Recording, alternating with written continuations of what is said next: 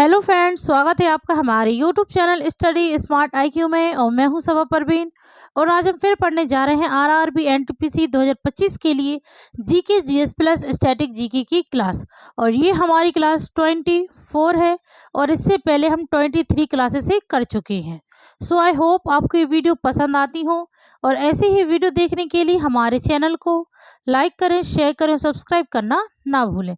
तो चलिए स्टार्ट करते हैं क्लास। फर्स्ट है, भारत में हरित क्रांति के जनक कौन थे? तो भारत में हरित क्रांति के जनक कौन थे? तो ये थे एम.एस. स्वामीनाथन। राइट आंसर है ऑप्शन सी, एम.एस. स्वामीनाथन। ये भारत में हरित क्रांति के जनक थे।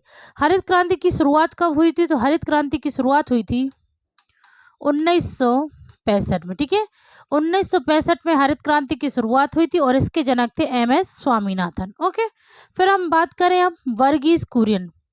तो वर्गीज कुरियन यह श्वेत क्रांति के जनक थे। ठीक है ना, श्वेत क्रांति के जनक थे वर्गीज कुरियन। ठीक है, श्वेत क्रांति, इसे ऑपरेशन फ्लड के नाम से भी जाना जाता है। ठीक है ना, ऑपरेशन फ्लड के नाम से भी जाना जाता है श्वेत क्रांति को। और इसकी शुरुआत कब हुई थी? तो इसकी शुरुआत हुई थी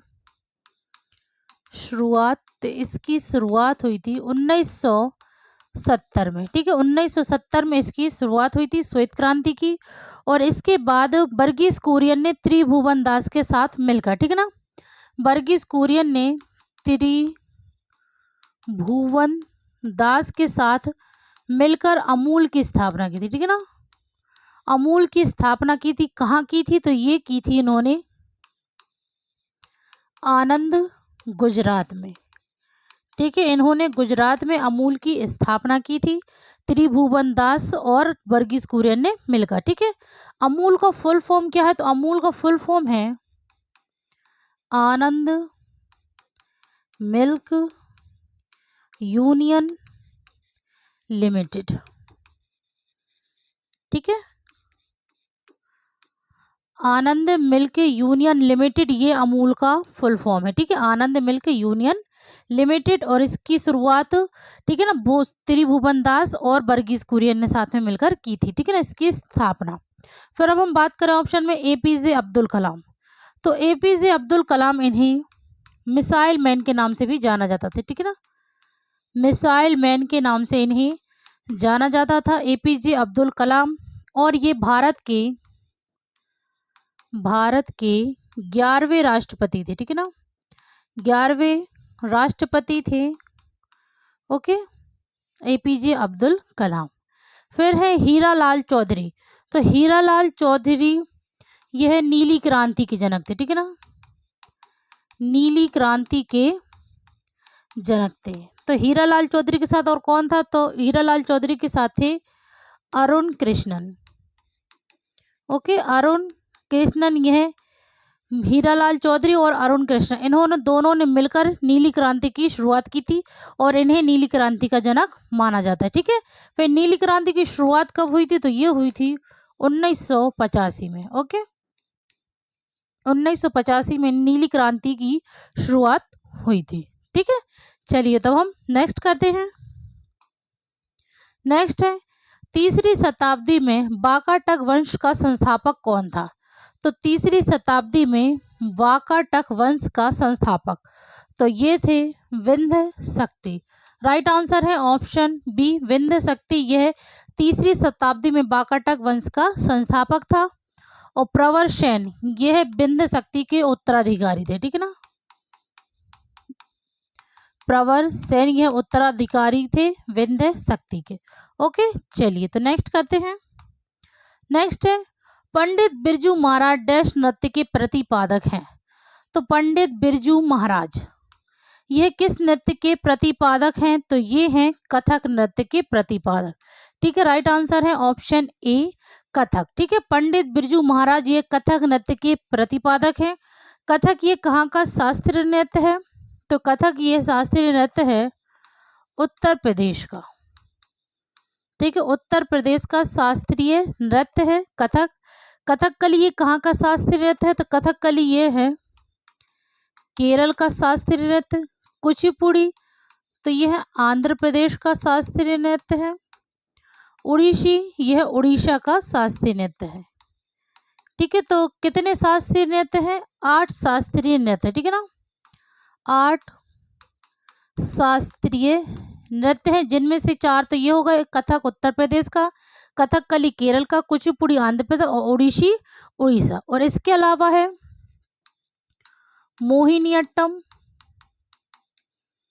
मोहिनीअट्टम ये कहाँ का है? तो ये केरल का है, ठीक है ना। केरल के 2 शास्त्रीय नृत्य हैं, एक मोहिनीअट्टम और दूसरा कथकली। ठीक है, केरल के 2 शास्त्रीय नृत्य, ठीक है, मोहिनीअट्टम। फिर इसके बाद सत्रिया। सत्रिया तो ये कहाँ का है? ये असम का है। फिर मणिपुरी तो ये कहाँ का है? ये मणिपुर का है।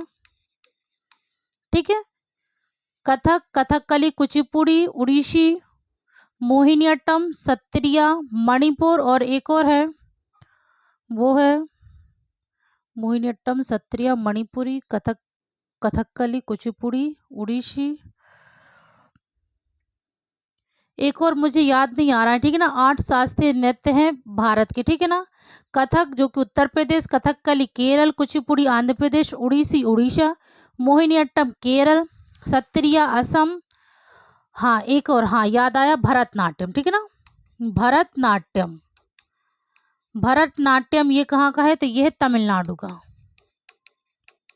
ठीक है, मैं भूल गई थी तो याद आ गया। तो भरतनाट्यम तो ये कहाँ का था?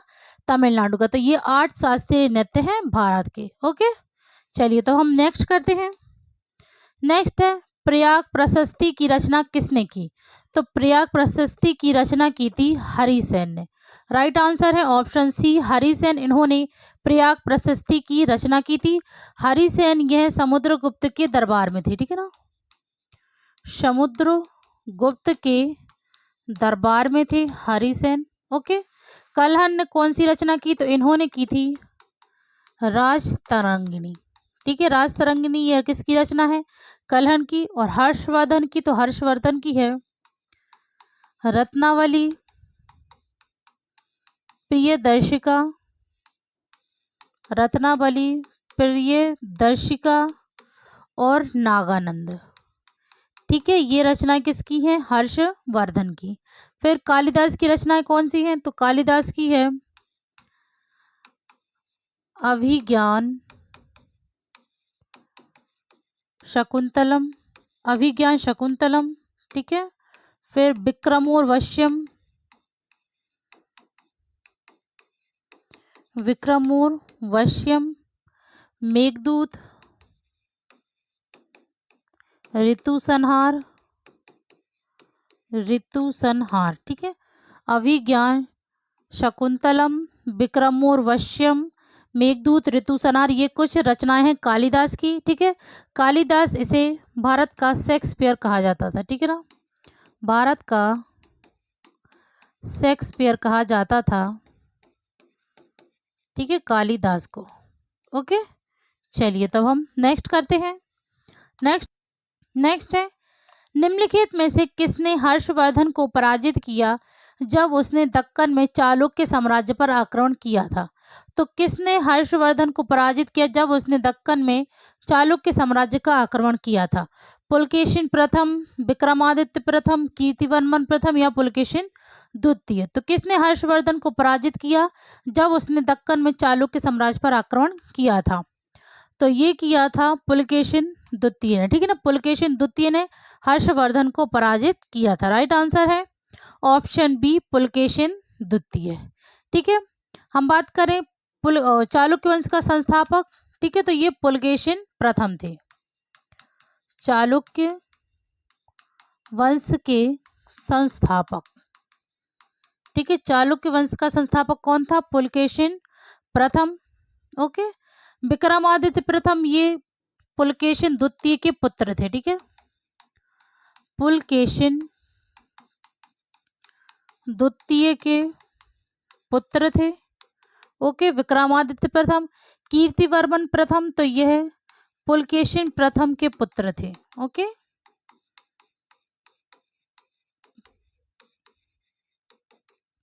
पुलकेशिन प्रथम के पुत्र थे कीर्तिवर्मन प्रथम, और पुलकेशिन द्वितीय के पुत्र थे विक्रमादित्य प्रथम। ओके, चलिए तो हम नेक्स्ट करते हैं।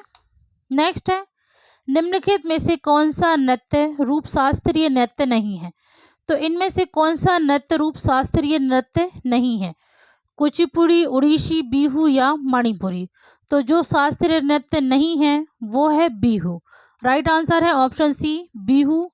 यह असम का एक लोक नृत्य है, ठीक है, असम का लोक नृत्य है बिहू। शास्त्रीय नृत्य मैंने अभी आपको आगे बताए थे कि 8 शास्त्रीय नृत्य होते हैं, ठीक है ना, जिनमें से कुचिपुड़ी, उड़ीसी, मणिपुर, सत्रिया,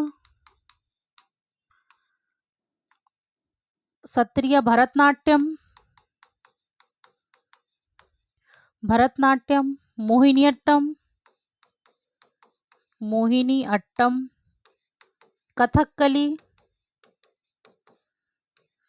कथक,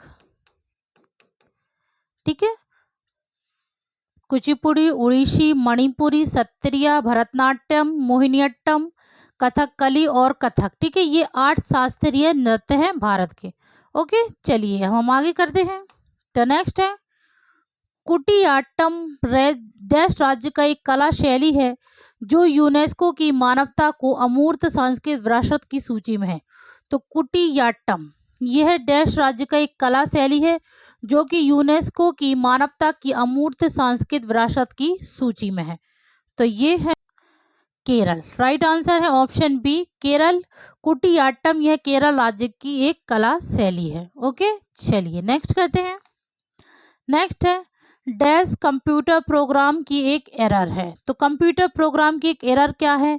क्रैश, बिजली की विफलता, बग या वायरस? तो कंप्यूटर प्रोग्राम की एक एरर है तो ये है बग। राइट आंसर है ऑप्शन सी। ओके, चलिए नेक्स्ट है, एमएस वर्ड में पूरे दस्तावेजों को चयन करने की शॉर्टकट कुंजी कौन सी है? तो एमएस वर्ड में पूरे दस्तावेज को चयन करने की शॉर्टकट कुंजी कौन सी है? Control A, control plus C, control plus X या कंट्रोल प्लस भी? तो जो कि एमएस वर्ड में पूरे दस्तावेजों को चयन करने की शॉर्टकट की है तो ये है कंट्रोल प्लस ए। राइट आंसर है ऑप्शन सी कंट्रोल प्लस ए। कंट्रोल सी, तो कंट्रोल सी यह कॉपी होता है, कॉपी करते हैं इससे, ठीक है ना, कॉपी करने की शॉर्टकट की है। कंट्रोल एक्स से कट करने की और कंट्रोल भी से पेस्ट करने की, ठीक है ना। किसी भी चीज को कॉपी करने के लिए कंट्रोल प्लस सी, कट करने के लिए कंट्रोल प्लस एक्स और पेस्ट करने के लिए कंट्रोल प्लस भी, ठीक है। एमएस वर्ड में इनका यूज होता है। ओके, चलिए तो हम नेक्स्ट करते हैं। नेक्स्ट है, निम्नलिखित में से कौन सा कर प्रत्यक्ष कर है? तो इनमें से कौन सा कर जो कि प्रत्यक्ष कर है? सेवा कर, मनोरंजन कर, निगम कर या बिक्री कर? तो इनमें से प्रत्यक्ष कर है तो ये है निगम कर। Okay, right answer option C निगम कर। चलिए तो नेक्स्ट है, इनमें से कौन सा अनुच्छेद उच्च न्यायालयों को याचिका जारी करने का अधिकार देता है? अनुच्छेद 214, अनुच्छेद 226, अनुच्छेद 231 या अनुच्छेद 32? इनमें से कौन सा अनुच्छेद उच्च न्यायालयों को याचिका जारी करने का अधिकार देता है? तो ये देता है अनुच्छेद 226। Right answer option B. चलिए तो नेक्स्ट करते हैं। नेक्स्ट है, निम्नलिखित में से किस खेल में खिलाड़ियों की संख्या 11 होती है? तो किस खेल में खिलाड़ियों की संख्या 11 होती है? क्रिकेट, हॉकी, फुटबॉल, उपरोक्त सभी? तो जिन खेलों में खिलाड़ियों की संख्या 11 होती है वो है क्रिकेट, हॉकी, फुटबॉल, यानी उपरोक्त सभी। Right answer option D. Next है, सुल्तान जौहर कप किस खेल से संबंधित टूर्नामेंट है? तो सुल्तान जौहर कप ये किस खेल से संबंधित टूर्नामेंट है? तो ये संबंधित है हॉकी से। राइट आंसर है ऑप्शन डी हॉकी। चलिए नेक्स्ट है, निम्नलिखित में से कौन एक एप्लीकेशन सॉफ्टवेयर है? लाइनेक्स होगा यहाँ पे, मैक ओएस, यूनिक्स और ये ग्राफिक्स सॉफ्टवेयर है, ठीक है ना। राइट डी ऑप्शन है ग्राफिक्स सॉफ्टवेयर। ओके, तो इनमें से जो कि एक एप्लीकेशन सॉफ्टवेयर है तो ये है ग्राफिक्स सॉफ्टवेयर, ठीक है। यहाँ प्रिंट हो गया है वो, तो यहाँ करना था। तो राइट आंसर है ऑप्शन डी, ठीक है, ऑप्शन डी है ग्राफिक्स सॉफ्टवेयर। ओके, चलिए नेक्स्ट करते हैं। नेक्स्ट है, भारत के संविधान का अनुच्छेद 17 डैश के उन्मूलन से संबंधित है। तो भारत के संविधान का अनुच्छेद 17 यह अस्पष्टता उन्मूलन से संबंधित है। Right answer option C. Next है, निम्नलिखित में से कौन गांधी जी का पहला सत्याग्रह आंदोलन था जिसमें उन्होंने सविनय अवज्ञा का इस्तेमाल किया था। तो गांधी जी का पहला सत्याग्रह आंदोलन कौन सा था जिनमें उन्होंने सविनय अवज्ञा का इस्तेमाल किया? चंपारण सत्याग्रह, खेड़ा सत्याग्रह, अहमदाबाद या रोलेट सत्याग्रह। तो जो गांधी जी का पहला सत्याग्रह आंदोलन था तो वो था चंपारण सत्याग्रह। राइट आंसर है ऑप्शन ए चंपारण सत्याग्रह। और ये कब हुआ? तो ये हुआ था 1917 में। फिर खेड़ा सत्याग्रह, तो ये भी महात्मा गांधी जी का आंदोलन, तो ये 1918 में। रोलेट सत्याग्रह ये हुआ था 1919 में, ये भी महात्मा गांधी जी का आंदोलन है। ठीक है, तो राइट आंसर है इसका ऑप्शन ए चंपारण सत्याग्रह, जो कि 1917 में हुआ था गांधी जी के द्वारा। ठीक है, चलिए नेक्स्ट करते हैं। नेक्स्ट है, भारत के राष्ट्रपति में कितनी बिटो शक्तियां निषेधाधिकार निहित है? तो भारत के राष्ट्रपति में कितनी बिटो शक्तियां निषेधाधिकार निहित हैं? तो ये है 3 बिटो शक्तियां। राइट आंसर है ऑप्शन बी 3। ओके, चलिए नेक्स्ट है, संसद के दोनों सदनों द्वारा पारित किए जाने और डैश द्वारा सहमति दिए जाने के बाद एक विधेयक संसद का एक अधिनियम बन जाता है। तो संसद के दोनों सदनों द्वारा पारित किए जाने और डैश द्वारा सहमति दिए जाने के बाद एक विधेयक संसद का एक अधिनियम बन जाता है। उपराष्ट्रपति के द्वारा, राष्ट्रपति, प्रधानमंत्री या लोकसभा अध्यक्ष के द्वारा। तो ये सहमति दी जाती है राष्ट्रपति के द्वारा। राइट आंसर है ऑप्शन बी। चलिए नेक्स्ट है, निम्नलिखित में से कौन सा हिंदू त्योहार हिंदू कैलेंडर का अंतिम मास में मनाया जाता है? तो इनमें से कौन सा त्योहार है हिंदुओं का जो कि हिंदू कैलेंडर के अंतिम मास में मनाया जाता है? होली, मकर संक्रांति, रक्षाबंधन या दिवाली। तो ये राइट आंसर है इसका ऑप्शन ए होली। ये हिंदू त्योहारों हिंदू कैलेंडर के अंतिम मास में मनाया जाता है। तो राइट आंसर है ऑप्शन ए होली, जो कि एक रंगों का त्योहार है। ओके, चलिए तो ये थी आज की हमारी क्लास। सो आई होप आपको ये पसंद आई हो, और ऐसे ही वीडियो देखने के लिए हमारे चैनल को लाइक करें, शेयर करें, सब्सक्राइब करना ना भूलें। Thank you.